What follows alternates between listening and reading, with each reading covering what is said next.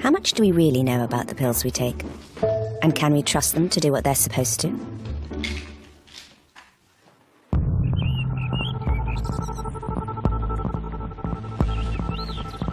This is a temple to modern science.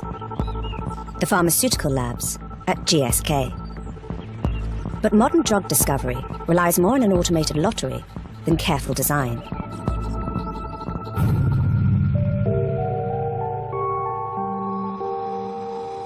This store of chemical compounds is the company's crown jewels. This is where their new drugs come from. In here is a library of over 2 million nameless chemical compounds. The scientists know very little about them. They could be highly toxic, or they could be harboring a life-saving drug. It really is trying to find a needle in a haystack. It is about getting the samples out, processing them, screening them, and hoping we find that chemical compound that is active against those disease areas. This is where the lottery begins. A known disease molecule, called the target, is introduced to each of the 2 million compounds, one by one, to see if anything happens.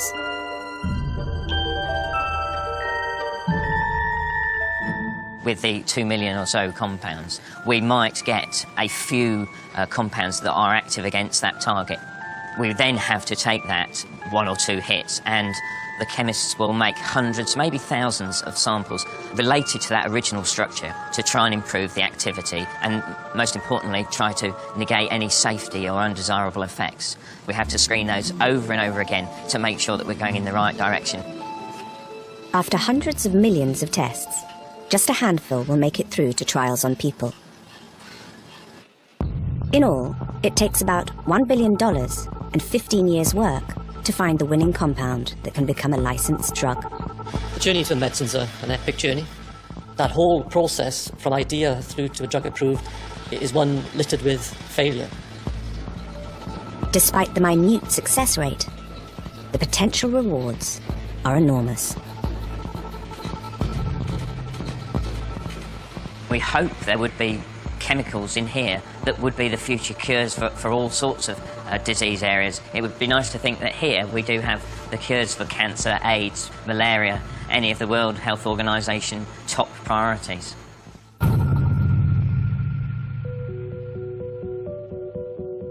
If drugs are not designed but discovered, then it should come as no surprise that we only find out what they really do to us when we take them.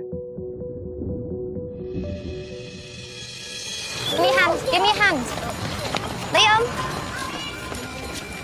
This is Liam. Aged 5, he was disruptive, hyperactive, and unable to focus.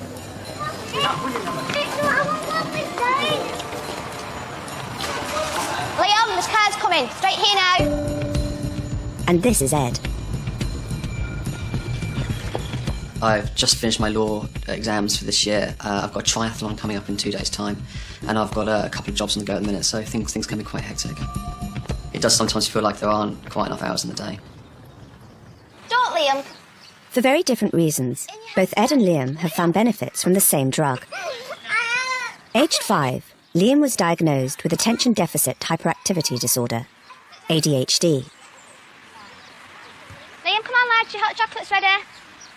Now, 5 years later, Liam's life has been transformed. Here you go. Thank you. 1, 2, 3, 4, 5. Excuse me. Whose go is it next?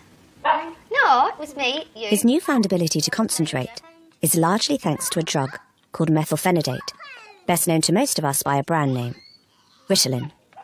It takes about 30 to